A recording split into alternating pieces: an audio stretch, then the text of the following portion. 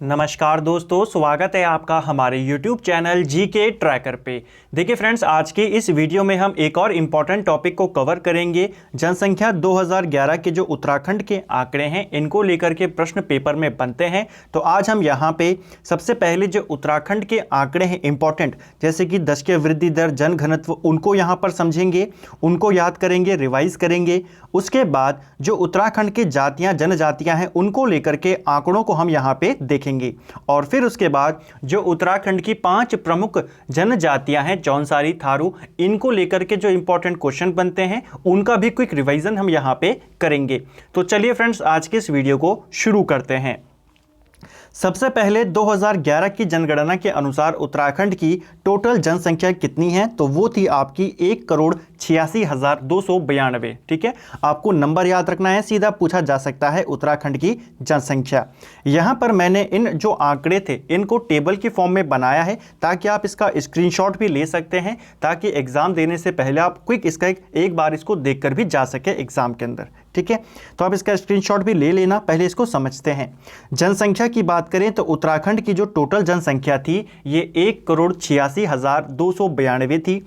देश की जनसंख्या का कितना प्रतिशत है? तो 0.83% उत्तराखंड की जनसंख्या है पूरे देश के संदर्भ में। ठीक है, अगर बात करें जनसंख्या के मामले में उत्तराखंड देश का कौन सा राज्य है? तो उत्तराखंड देश का 20वां राज्य है। ठीक है, सबसे ज्यादा जनसंख्या कौन से जिले में है? तो हरिद्वार में सबसे ज्यादा जनसंख्या है। और सबसे कम जनसंख्या की बात करें तो वो रुद्रप्रयाग में है।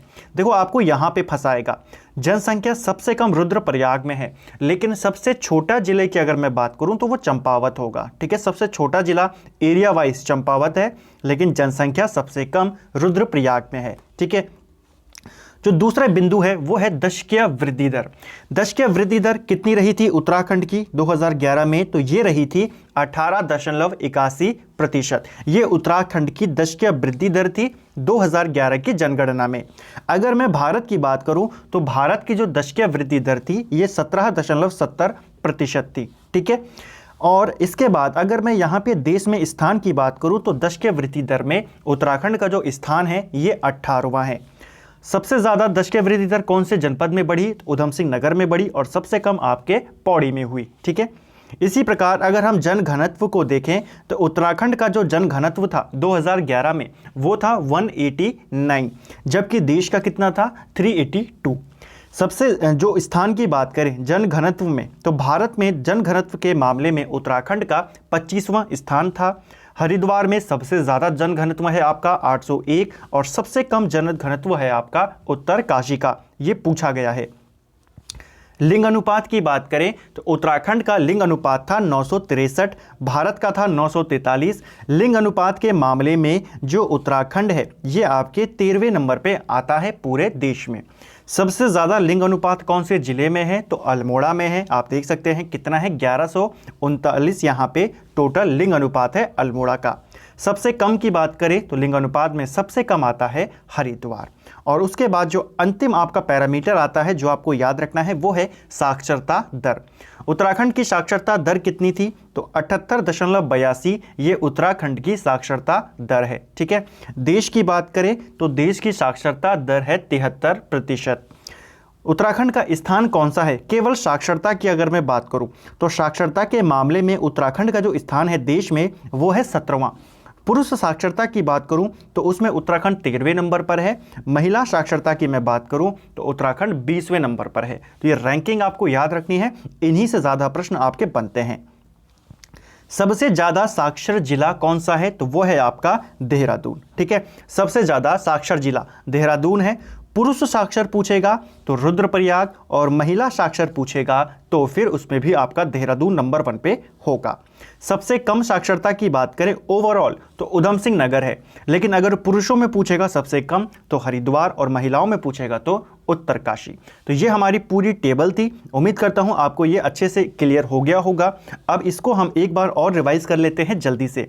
किस तरीके से? इस तरीके से हम इसको एक बार रिवाइज कर लेते हैं। देखिए, जनसंख्या उत्तराखंड की कितनी है? 1,86,292। दशकीय वृद्धि दर 18.81%। जनघनत्व है 189। लिंग अनुपात है 963, और साक्षरता दर है 78.82। अब आपको रैंकिंग याद करनी है। जनसंख्या में हम भारत में 20वें नंबर पर हैं, दशकीय वृद्धि दर में 18वें नंबर पर हैं, जन घनत्व में हम 25वें नंबर पर हैं, लिंग अनुपात में हम 13वें नंबर पर हैं और साक्षरता में हम 17वें नंबर पर हैं। तो ये आपको याद करना है। इस टेबल का आप स्क्रीनशॉट ले लीजिए, आपको ज़रूर इसका फ़ायदा होगा। ठीक है, अब आप इसका स्क्रीनशॉट ले सकते हैं। चलिए अब चलेंगे जनजातियों के बारे में। एक और महत्वपूर्ण चीज, नगरीय जनसंख्या और ग्रामीण जनसंख्या, इनको लेकर के पूछा जाता है। उत्तराखंड की जो ग्रामीण जनसंख्या है वो कितनी है? तो उत्तराखंड की ग्रामीण जनसंख्या का अगर मैं प्रतिशत देखूं तो ये 69.77% है। और अगर मैं नगरीय जनसंख्या की बात करूं तो नगर की जनसंख्या लगभग 30.23% है। ठीक है, तो ये दोनों आपको याद रखना है, नगरीय भी और ग्रामीण भी। सबसे ज़्यादा जो ग्रामीण जनसंख्या आपकी निवास करती है वो बागेश्वर में निवास करती है और सबसे ज़्यादा जो नगरीय जनसंख्या निवास करती है वो देहरादून में करती है। ठीक है, अब यहाँ पे जो आपके अनुसूचित जनजाति और जाति हैं उनको लेकर के हम इस टेबल को कवर करेंगे और फिर हम उन जनजातियों से रिलेटेड जो इंपॉर्टेंट फैक्ट हैं उनकी तरफ चलेंगे। देखिए, सबसे पहले अनुसूचित जाति की बात करें, जनसंख्या में कुल प्रतिशत कितना है? उत्तराखंड की जो टोटल जनसंख्या है उसमें अनुसूचित जाति और जनजाति का प्रतिशत कितना है? तो यह है आपका 21.65%। ठीक है, अब यहाँ से बात करेंगे एससी कितनी है, अनुसूचित जाति यानी कि एससी, तो इनकी जो प्रतिशत है वो है 18.8%, ये एससी हैं। ठीक है, सर्वाधिक एससी कैटेगरी कहाँ आपकी निवास करती है? तो ये हरिद्वार में निवास करते हैं। ठीक है, सर्वाधिक अगर जनसंख्या के आधार पे पूछेगा तो सबसे ज़्यादा जो आपकी अनुसूचित जाति निवास करती है वो हरिद्वार में निवास करती है। लेकिन अगर प्रतिशत के आधार पे बात करें तो प्रतिशत के आधार पे सबसे ज़्यादा अनुसूचित जाति आपके बागेश्वर में निवास करती है। ठीक है, सबसे कम की बात करें तो सबसे कम एससी की जो वहाँ पे जनसंख्या है सबसे कम, तो वो चंपावत में है। प्रतिशत के आधार पे देखें तो देहरादून में है। अगर हम एससी कैटेगरी का लिंग अनुपात देखें तो ये 936 है। साक्षरता इंपॉर्टेंट है, पूछी जाती है, तो इनकी साक्षरता है 74.4%। पुरुष साक्षरता आप देख सकते हैं 84.3 और महिला साक्षरता 64.1। सबसे ज़्यादा साक्षरता की बात करें तो सर्वाधिक साक्षर जो एससी कैटेगरी में जिला है वो है नैनीताल। आपको प्रश्न बनेगा अनुसूचित जाति की सर्वाधिक साक्षरता कौन से जिले में है? तो नैनीताल में है। सबसे कम पूछेगा तो उधम सिंह नगर में है। ठीक है, और एससी कैटेगरी को कितना आरक्षण मिलता है? तो 19% इनको आरक्षण मिलता है। ठीक है, अब बात करेंगे अनुसूचित जनजाति की। देखिए, यहाँ पे मैंने पूरे नोट्स को इन दो टेबल्स में यहाँ पे इनको लेके मैं आप बना के लेके आया हूँ ताकि आपको इसको समझने में आसानी हो और इसको अगर आप रिवीजन करते हुए भी चलते हैं, आखिरी बार इसको देखकर भी अगर आप एग्जाम देने जाते हैं तो आपको ज़रूर ये आंकड़े याद रहेंगे। ठीक है, अब बात करेंगे अनुसूचित जनजाति की। अनुसूचित जनजाति का उत्तराखंड में कितना प्रतिशत है? 2.9%। सबसे ज़्यादा जनसंख्या इनकी कहाँ पाई जाती है? एसटी कैटेगरी की, तो ये पाए जाते हैं उधम सिंह नगर में। ठीक है, सबसे ज़्यादा निवास कहाँ करते हैं? उधम सिंह नगर में, जनसंख्या के आधार पे। अगर मैं प्रतिशत के आधार पे बात करूँ तो प्रतिशत में भी सबसे ज़्यादा उधम सिंह नगर में है, यानी कि एसटी कैटेगरी अगर आपको जनसंख्या पूछे, परसेंटेज पूछे, दोनों आप कहाँ जाएंगे? उधम सिंह नगर में जाएंगे। सबसे कम की बात करूं तो सबसे कम जो इनकी जनसंख्या है वो रुद्रप्रयाग में है। प्रतिशत के हिसाब से सबसे कम इनकी टिहरी में है। ठीक है, इनके अगर हम लिंग अनुपात की बात करें, अनुसूचित जनजाति का लिंग अनुपात कितना है उत्तराखंड में? तो ये है 963। साक्षरता की बात करें तो ओवरऑल साक्षरता है 73.9%, पुरुषों की है 83.8% और महिलाओं की है 62.5%। तो ये आपको ध्यान रखना है। बेसिकली आपको ओवरऑल याद रखनी है। अगर आपको पुरुषों की पूछेगा 10 बढ़ा दीजिए, महिलाओं की पूछेगा तो 10 घटा दीजिए ओवरऑल में से। वही चीज़ यहाँ पर भी है। ठीक है, अप्रॉक्स। चलिए, इसके बाद बात करते हैं सबसे कम, सर्वाधिक और सबसे कम साक्षरता वाले जिले। सबसे ज़्यादा जो एसटी कैटेगरी साक्षर है वो रुद्रप्रयाग की है। ठीक है, ये आपको ध्यान रखना है। और सबसे कम की बात करें तो सबसे कम इनकी साक्षरता उधम सिंह नगर में है और इनको आरक्षण कितना मिलता है? तो 4% इनको आरक्षण मिलता है राज्य सेवाओं में। तो ये आपको ध्यान रखना है। ये दो टेबल्स थी, दोनों टेबल्स में हमने 2011 की जनगणना के अनुसार जो नॉर्मल आंकड़े हैं उनको देखा और आप इसका भी स्क्रीनशॉट ले लीजिए ताकि आप इसको रिवाइज कर सकें। चलिए, अब यहाँ से हम जो हमारी जनजातियाँ हैं इनको कवर करेंगे। सबसे पहले जौनसारी जनजाति के बारे में हम पढ़ेंगे। देखिए, जौनसारी जनजाति उत्तराखंड की दूसरी सबसे बड़ी जनजाति है, ये आपको ध्यान रखना है। सबसे बड़ा जनजातीय समूह कौन है उत्तराखंड का? तो उत्तराखंड का सबसे बड़ा जनजातीय समूह है थारू जनजाति। दूसरे नंबर पे आते हैं जौनसारी, और जौनसारी आपके गढ़वाल की सबसे बड़ी जनजाति है। ठीक है, इनकी प्रजाति की बात करें तो मंगोल और डोमो प्रजातियों का ये मिश्रण माने जाते हैं। क्विक रिवीजन हम इसको यहाँ पे करेंगे। ठीक है, इनको 3 वर्गों में बांटा जाता है। जौनसारियाँ जो हैं ये 3 वर्गों में विभाजित होते हैं, खसास वर्ग, कारीगर वर्ग और हरिजन खसास वर्ग। तो इस वर्ग में कौन कौन आते हैं आप देख सकते हैं। खसास वर्ग में ब्राह्मण और राजपूत आते हैं। कारीगर वर्ग में जो लोहार, सुनार, बड़ई, नाथ, जोगी, बगजी ये आते हैं। और हरिजन वाले वर्ग में डोम, कोल्टा, मोची और कोली ये लोग आते हैं। तो ये 3 वर्ग हैं, किनके हैं? जौनसारियों के हैं। इसके अलावा अगर हम इनके आवास की बात करें तो जौनसारियों का जो आवास होता है ये लकड़ी और पत्थर से इनका आवास बना होता है। उतना इंपॉर्टेंट नहीं है, पूछे जाने के चांसेस बेहद कम हैं। सामाजिक संरचना, यहाँ से प्रश्न बन सकते हैं। देखिए, जौनसारियों की जो सामाजिक संरचना है वो पितृसत्तात्मक है और यहाँ संयुक्त परिवार की प्रथा इनमें प्रचलित है। पितृसत्तात्मक यानी का इसका अर्थ होता है कि परिवार में जो मुख्य होगा वो पिता होगा। ठीक है, तो पितृसत्तात्मक है और संयुक्त परिवार प्रथा इनमें देखने को मिलती है। पहले जौनसारियों में बहुपति विवाह का प्रचलन था। ठीक है, तो पहले आपको प्रश्न बनेगा निम्न में से कौन सी जनजाति में बहुपति विवाह का प्रचलन था? तो ये थी आपकी जौनसारी जनजाति में।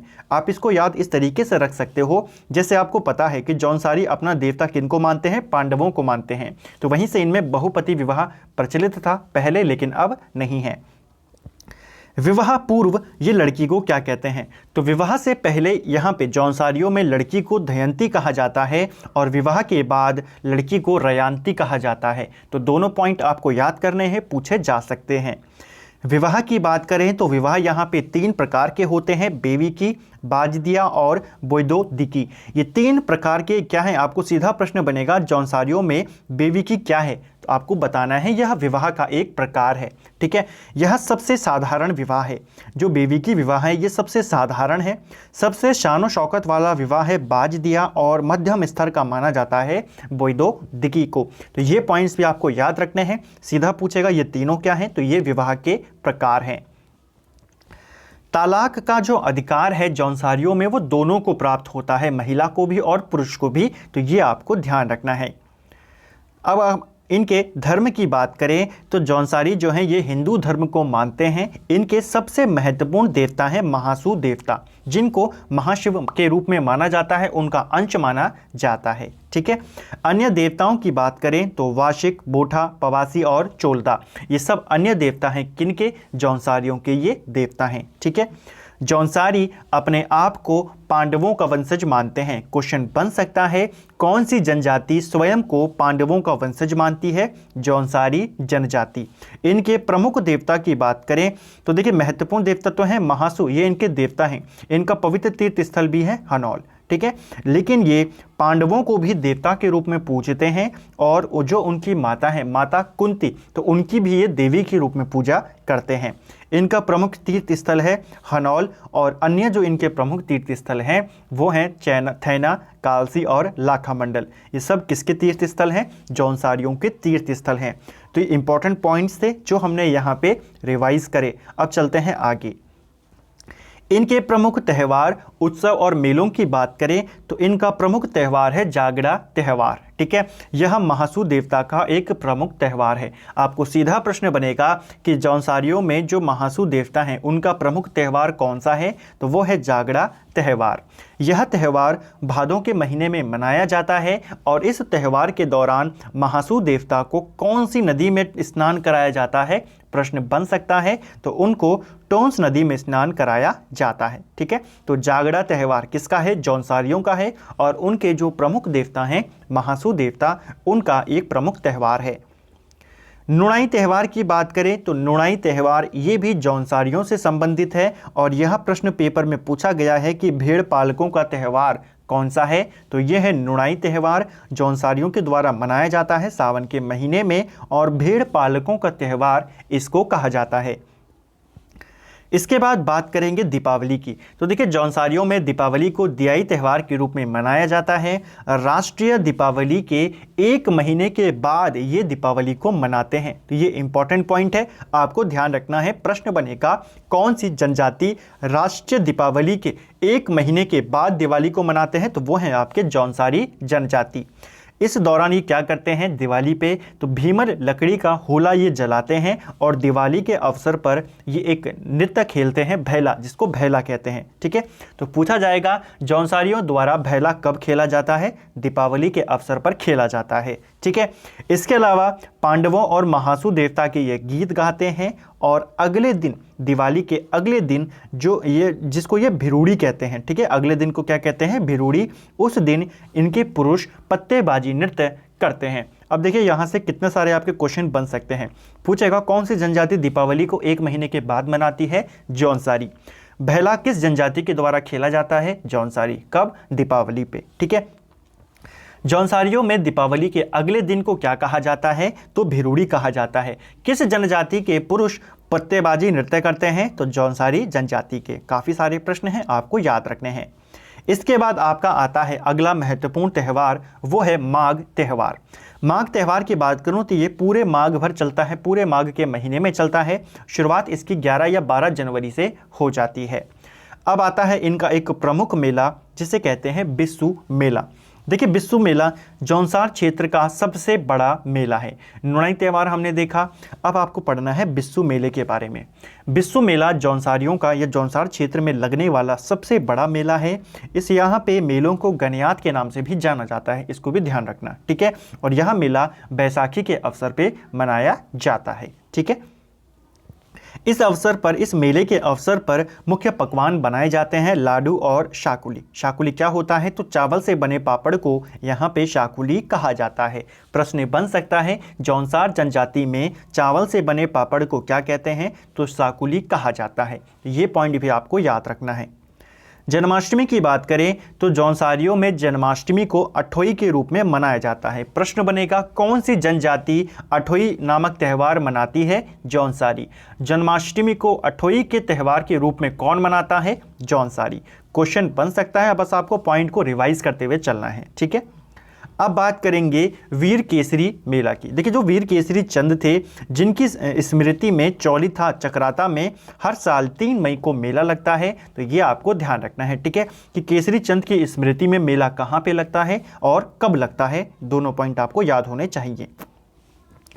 अन्य मेलों की बात करें तो जौनसार क्षेत्र में एक प्रसिद्ध मेला है मछमौड़ मेला। ये भी पूछा जाता है, मछली मारने के लिए काफ़ी प्रसिद्ध है ये, और ये आपको ध्यान रखना है। यह मेला आपके अलगाड़ नदी के तट पर लगता है। ठीक है, अलगाड़ नदी में यह मेला लगता है।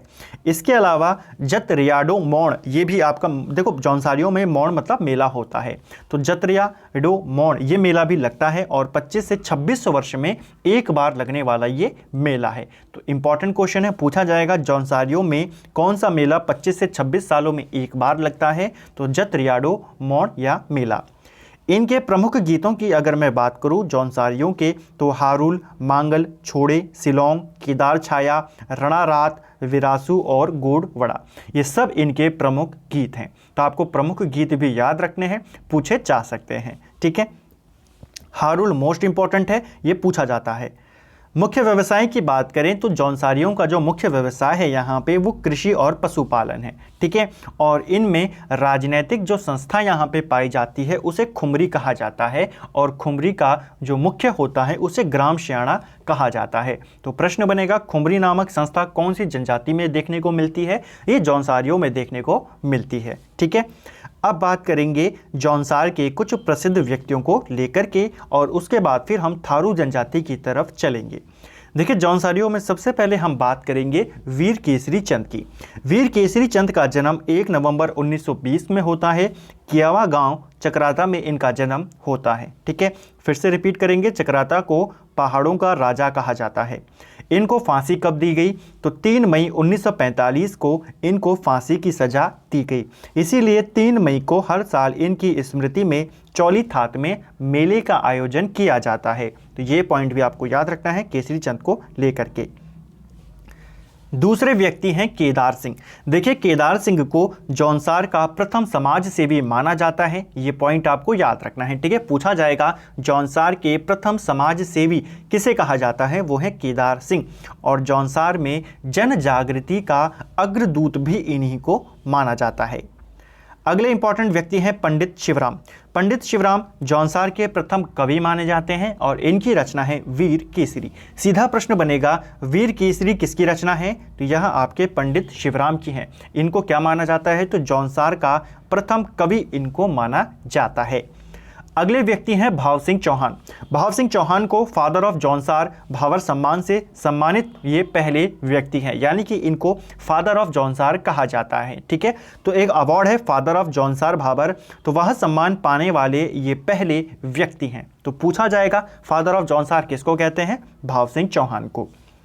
अगले व्यक्ति हैं गुलाब सिंह। तो जौनसार में राजनीतिक जागरूकता के जनक माने जाते हैं गुलाब सिंह, तो ये आपको ध्यान रखना है, ठीक है। जौनसार क्षेत्र से मंत्री बनने वाले भी पहले व्यक्ति गुलाब सिंह हैं और यहाँ पे राजनीतिक जागरूकता का जनक भी इन्हीं को माना जाता है। अगले आते हैं रतन सिंह जौनसारी। रतन सिंह जौनसारी की बात करें तो इनको जौनसार का आधुनिक कवि माना जाता है। देखिए प्रथम कवि पूछेगा तो पंडित शिवराम, ठीक है, लेकिन अगर आधुनिक कवि पूछेगा तो रतन सिंह जौनसारी को जौनसार क्षेत्र का आधुनिक कवि माना जाता है। देविका चौहान ये जौनसार से संबंधित हैं और यहाँ एक प्रसिद्ध समाज सेवी हैं, ठीक है। इसके अलावा कृपराम जोशी यहाँ भी आपके जौनसारी समाज से आते हैं और शिक्षाविद और एक समाज सेवी हैं, ठीक है। और अगले आते हैं हमारे नंदलाल भारती। नंदलाल भारती जौनसार संगीत के जनक माने जाते हैं। क्वेश्चन बनेगा जौनसार संगीत का जनक किसे माना जाता है, आप बताएंगे नंदलाल भारती को, ठीक है। और जौनसार रत्न से भी ये सम्मानित हो चुके हैं। तो इंपॉर्टेंट क्वेश्चन है नंदलाल भारती को लेकर के कि इनको जौनसार संगीत का जनक माना जाता है, ठीक है। तो ये हमने जौनसारियों के बारे में जो इंपॉर्टेंट बातें थी उनको देखा। उम्मीद करता हूँ आपको अच्छे से यहाँ पे ये क्लियर हुआ होगा।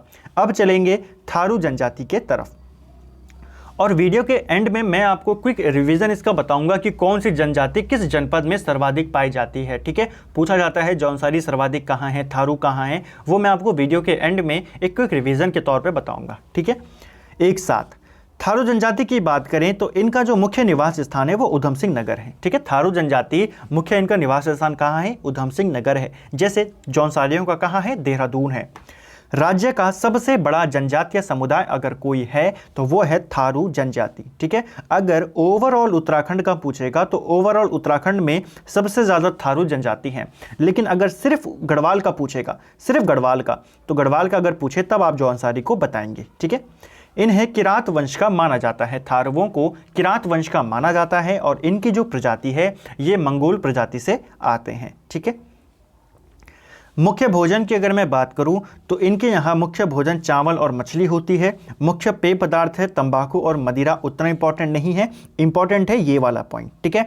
मदिरा चावल से बनाई जाती है। थारू जनजाति में जो मदिरा बनाई जाती है चावल से, उस मदिरा को क्या कहा जाता है, उसको जाड़ कहा जाता है। तो ये वाला पॉइंट इंपॉर्टेंट है, ये आपको ध्यान रखना है, ठीक है। अब हम इनके सामाजिक स्वरूप की बात करते हैं। सामाजिक स्वरूप की बात करें तो जो थारू लोग होते हैं यह कई गोत्र जिनको कुरिया या जातियां कहते हैं उनमें बटे होते हैं। तो थारू लोग कई सारे गोत्रों में या कई सारे जातियों में बटे होते हैं। प्रमुख गोत्र कौन कौन से हैं तो देख लेते हैं। पहला गोत्र है इनका बड़वायाक, ठीक है। इस गोत्र के जो भी लोग होते हैं उन्हें सर्वोच्च माना जाता है, सबसे उच्च अगर किसी को दर्जा प्राप्त है समाज में तो इस गोत्र के लोगों को प्राप्त है। उसके बाद है बट्टा, रावत, वृत्तियां, महतो और डहेत, ये सब क्या हैं, ये थारुओं के गोत्र हैं। पूछा जा सकता है थारू जनजाति में बड़वायाक क्या है, तो ये एक गोत्र है या उनकी जाति है, ठीक है। इनके यहाँ पे संयुक्त और एकाकी परिवार प्रथा प्रचलित है, यानी कि संयुक्त परिवार भी यहाँ पे देखने को मिलते हैं और एकाकी परिवार भी यहाँ पे देखने को मिलते हैं, ठीक है। मुख्य रूप से ये धान की खेती करते हैं, इंपॉर्टेंट नहीं है। ये बहुत ज़्यादा इंपॉर्टेंट है कि किस जनजाति में महिलाओं को उच्च स्थान प्राप्त है, आप बताएंगे थारू जनजाति में, ठीक है। ये मोस्ट इंपॉर्टेंट पॉइंट है, इसको ध्यान रखना कि महिलाओं को उच्च स्थान कहाँ पर है, तो थारू जनजाति में प्राप्त है। विवाह की प्रथाएं देख लेते हैं। तो पहले इनके अंदर थारू जनजाति में बदला विवाह प्रचलित थी, ठीक है। बदला विवाह प्रथा इनमें पहले प्रचलन में थी, लेकिन अब इनमें 3 टिकटी विवाह प्रचलित है, ठीक है। विवाह माघ या फ्लोरा दूज में होते हैं, उतना इंपॉर्टेंट पॉइंट नहीं है। विवाह पक्का होने पर ये क्या कहते हैं, ये इंपॉर्टेंट है। जब थारू जनजाति में विवाह पक्का होता है तो उसको ये लोग पक्की पौड़ी कहते हैं। इसके अलावा सगाई को ये अपना पराया कहते हैं। ठीक है, तो याद रखना, विवाह पक्का हो जाए पक्की पौड़ी, सगाई को कहते हैं अपना पराया।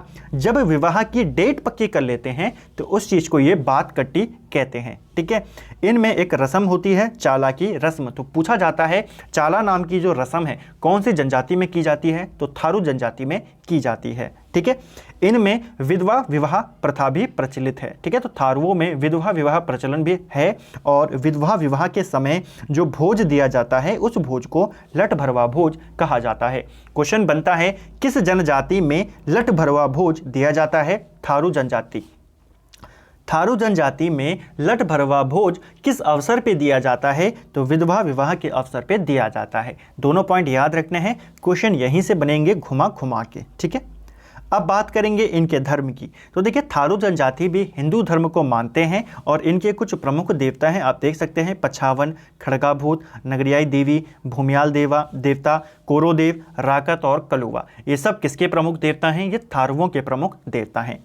मोस्ट इंपॉर्टेंट पॉइंट जो यहाँ से अब आएगा वो है इनका त्यौहार बजहर। क्वेश्चन बन चुका है कि बजहर नामक त्यौहार किस जनजाति से संबंधित है, ये त्यौहार आपके थारुओं से संबंधित है। ठीक है, ये त्यौहार कब मनाया जाता है, तो ज्येष्ठ या बैसाख के माह में इसको मनाया जाता है। ठीक है, अगला इंपॉर्टेंट पॉइंट है दीपावली। देखिए थारू जनजाति में दीपावली को शोक पर्व के रूप में मनाया जाता है। तो ये क्वेश्चन भी आपको याद रखना है, पूछा जा सकता है। होली की बात करें तो यहाँ भी इंपॉर्टेंट पॉइंट है कि होली के अवसर पर थारू जनजाति के द्वारा खिचड़ी नृत्य किया जाता है। क्वेश्चन बनता है खिचड़ी नृत्य थारू जनजाति कौन से अवसर पे करती है, होली के। ठीक है, कौन सी जनजाति खिचड़ी नृत्य करती है, थारू जनजाति।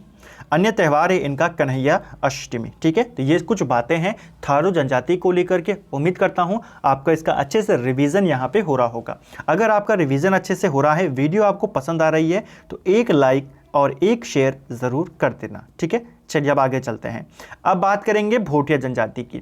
देखिए भोटिया जनजाति को अर्ध घुमंतु जनजाति भी कहा जाता है। क्वेश्चन बन चुका है, इंपॉर्टेंट प्रश्न है, ध्यान रखेंगे।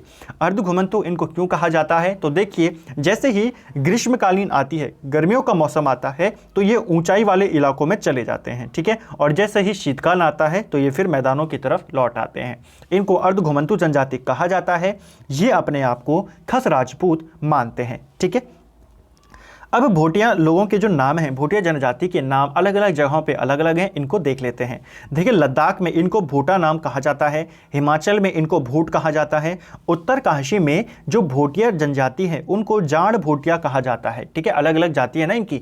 तो उत्तर काशी में जो भोटिया हैं वो जाड़ भोटिया हैं, जो पिथौरागढ़ में है वो जौहरी और शौका भोटिया हैं, और चमोली के अंदर मारछा और तोलचा भोटिया हैं। ठीक है, तो ये आपको ध्यान रखना है किन को, भोटिया जनजाति को कौन से जनपद में क्या कहा जाता है। ठीक है, मोस्ट इंपॉर्टेंट पॉइंट है महा हिमालय की सर्वाधिक जनसंख्या वाली जनजाति कौन सी है, भोटिया जनजाति। ठीक है, महा हिमालय की बात हो रही है।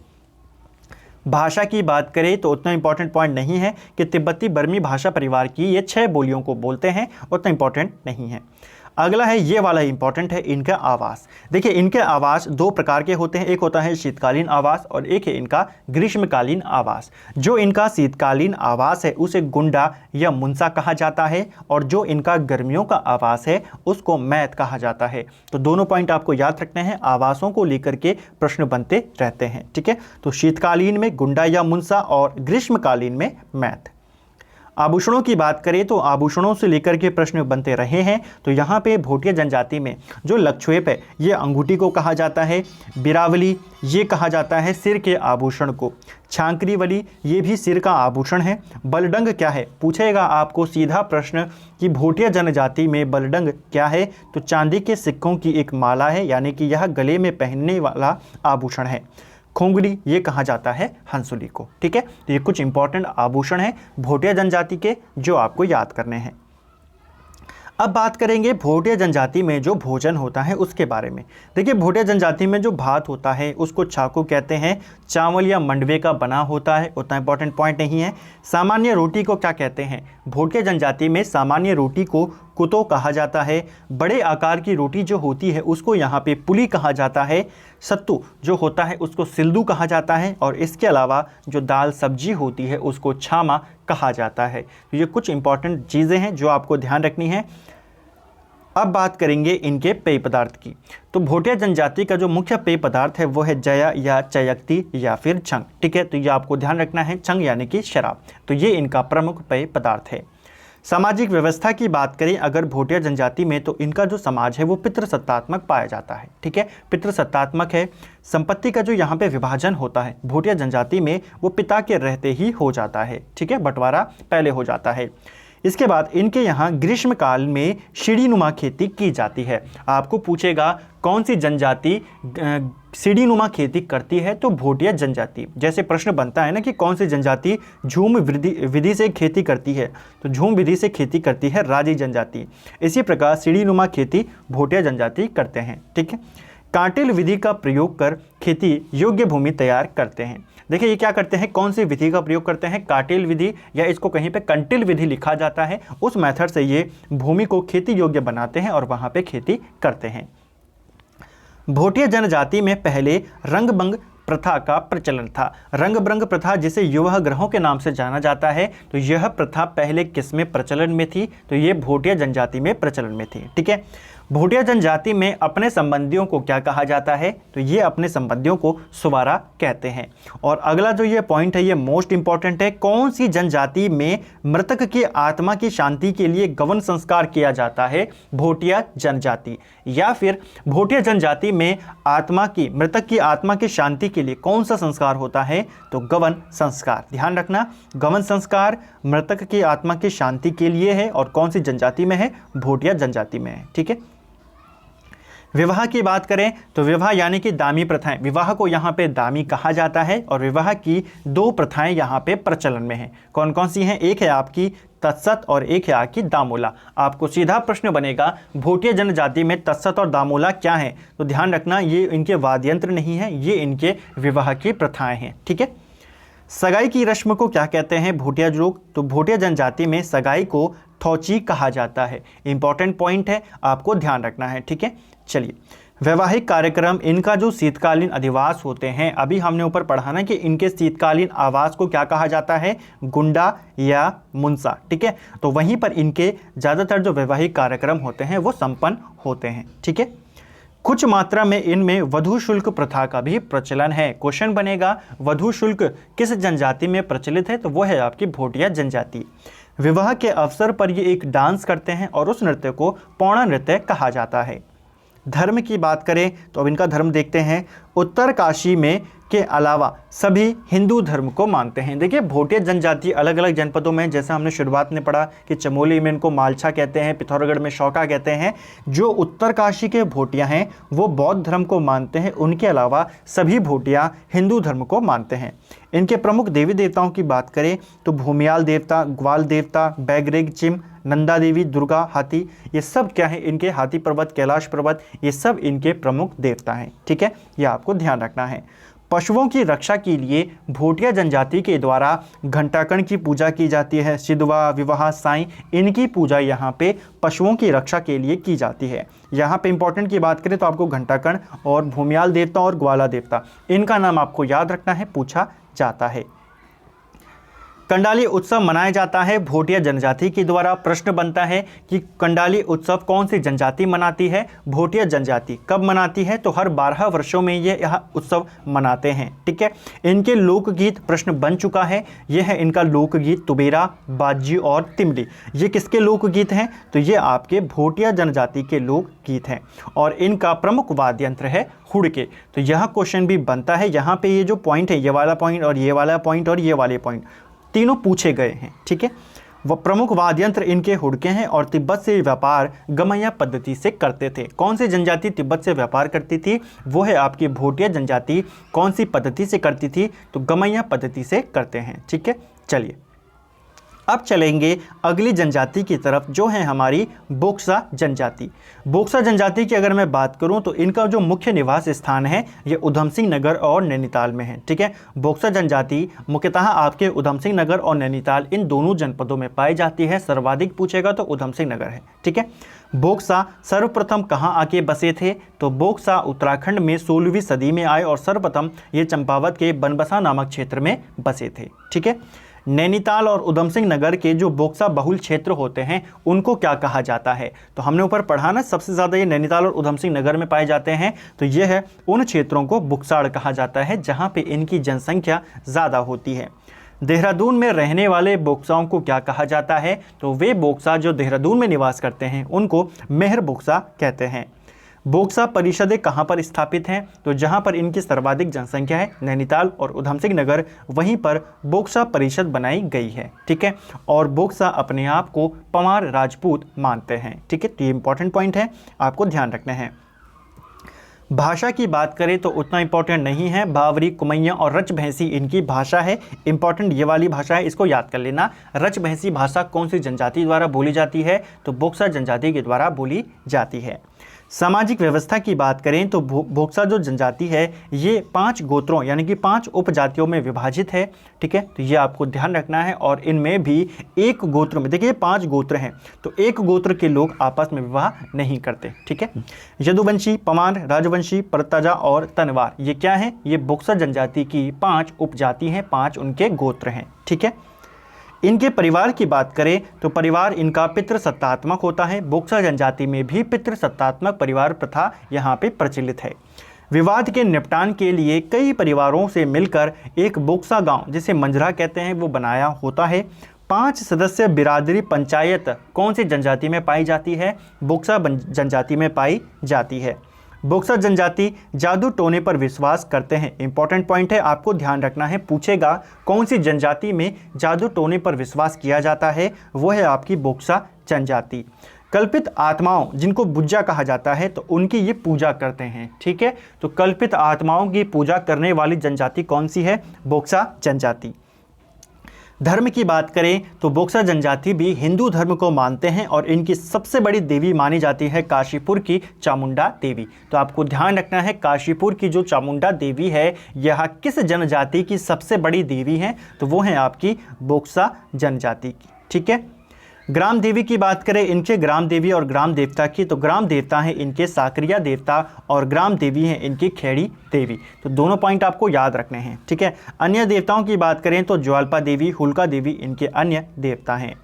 त्योहारों की बात करें तो यहाँ पे प्रश्न बन चुका है। सबसे प्रमुख त्यौहार है चैती। ठीक है, तो चैती किस जनजाति का प्रमुख त्यौहार है? ये है आपके बोक्सा जनजाति का। ठीक है, और अन्य त्यौहार हैं नोबी, होगन, ढलिया, गोटरे। ये प्रश्न पेपर में पूछा जा चुका है तो आपको ये ध्यान रखना है। ठीक है, नोबी, होगन, डलिया, गोटरे ये सब किसके त्यौहार हैं? बोक्सा जनजाति के त्यौहार हैं। अब बात करेंगे राजी जनजाति की। राजियों को लेकर भी प्रश्न लगातार बनते रहते हैं। देखिए, मुख्य निवास स्थान कहाँ है राजियों का? तो ये आपके पिथौरागढ़ में निवास करते हैं। जंगलों में ये निवास करते हैं, इसीलिए इनको बनरौत, बनरावत या जंगल के राजा कहा जाता है। प्रश्न बनता है कौन सी जनजाति है जिनको जंगल का राजा कहा जाता है? तो राजी जनजाति। ठीक है, ये अपने आप को रजवार या राजपूत मानते हैं, जबकि जो विद्वान हैं वो इनको कोल किरात का वंशज मानते हैं। ठीक है, तो इंपॉर्टेंट पॉइंट नहीं है लेकिन आपको ध्यान रखना है। अभी तक जो इंपॉर्टेंट पॉइंट है वो ये 2 हैं, सबसे ज़्यादा कहाँ हैं और जंगल के राजा कहलाते हैं। इनकी भाषा पूछी गई है पेपर में। राजी जनजाति की भाषा क्या है? मुंडा है। ठीक है, आवास को क्या कहते हैं? रौतिउड़ा, ये भी पूछा गया है।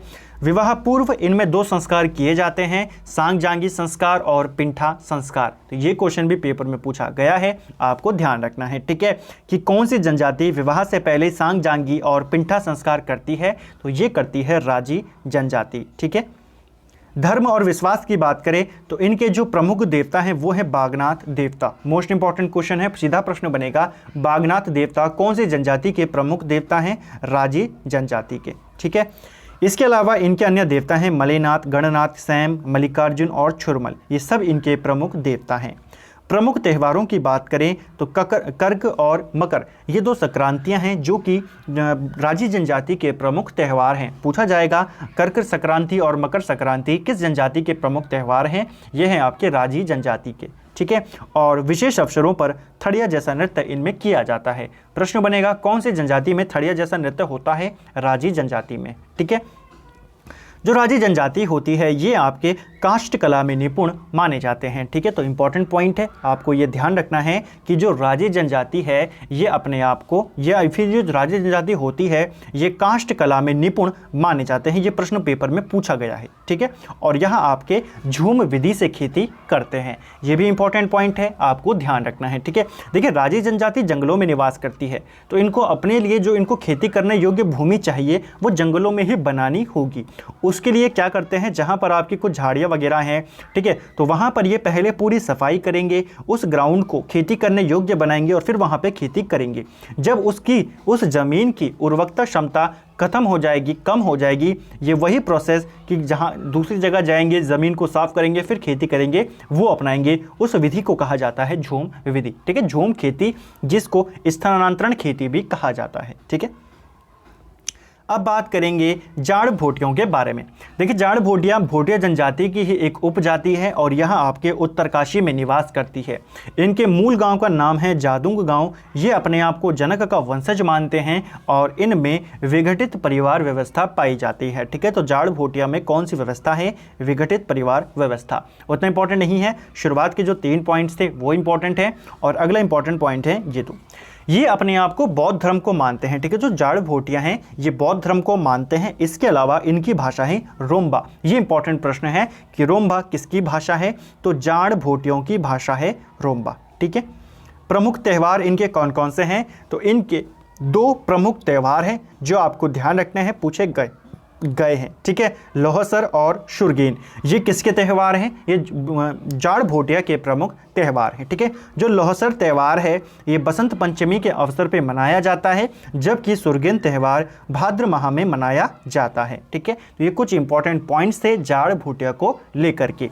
अब हम यहाँ पे मैंने आपको कहा था कि वीडियो के एंड में मैं आपको बताऊंगा कि कौन सी जनजाति सर्वाधिक कौन से जनपद में निवास करती है, क्योंकि यहाँ से प्रश्न बन सकता है, एक साथ पढ़ेंगे तो हमको याद रहेगा। सबसे पहले लिखना आप जौनसारी सबसे ज़्यादा आपके देहरादून में निवास करती है, ठीक है। फिर आती है थारू जनजाति सबसे ज़्यादा आपके उधम सिंह नगर में निवास करती है। फिर आती है बोक्सा भी आपके सबसे ज़्यादा उधम सिंह नगर में निवास करती है। राजी जनजाति की बात करें या फिर हम भोटिया जनजाति की बात करें, राजी और भोटिया दोनों ही आपके पिथौरागढ़ में ज़्यादा निवास करते हैं, ठीक है। और एक क्वेश्चन और याद रख लेना, एक और जनजाति है राठी जनजाति, ठीक है। राठी जनजाति कहाँ निवास करती है? तो पौड़ी के जो पर्वतीय भाग हैं उनमें यह जनजाति निवास करती है, ठीक है, राठी जनजाति। तो फ्रेंड्स ये था हमारा जो उत्तराखंड की हमारी रिवीजन सीरीज़ है उसका हमने यहाँ पर एक और पार्ट को देखा। उम्मीद करता हूँ आपको ये वीडियो पसंद आया होगा। ये इस टेबल के माध्यम से आपको जो सभी आंकड़े हैं यहाँ पे 2011 के वो आपके क्लियर हुए होंगे, उम्मीद करता हूँ। तो अगर आपको ये वीडियो पसंद आया है वीडियो को लाइक करें और अगर आप चैनल पे नए हैं तो चैनल को सब्सक्राइब करें, साथ ही बेल आइकन को ज़रूर प्रेस करें अन्य इंपॉर्टेंट वीडियोस को देखने के लिए, या इस सीरीज़ के जो प्रीवियस वीडियो हैं revision series, quick revision series के, आप उसको प्लेलिस्ट में जाके देख सकते हो। जो प्लेलिस्ट का लिंक है, अन्य वीडियोस का लिंक है, वो आपको नीचे डिस्क्रिप्शन में मिल जाएगा। वीडियो पसंद आए लाइक ज़रूर करें और अपने दोस्तों के साथ शेयर ज़रूर करें और सभी को कल के एग्ज़ाम के लिए बहुत बहुत शुभकामनाएं। Thank you friends.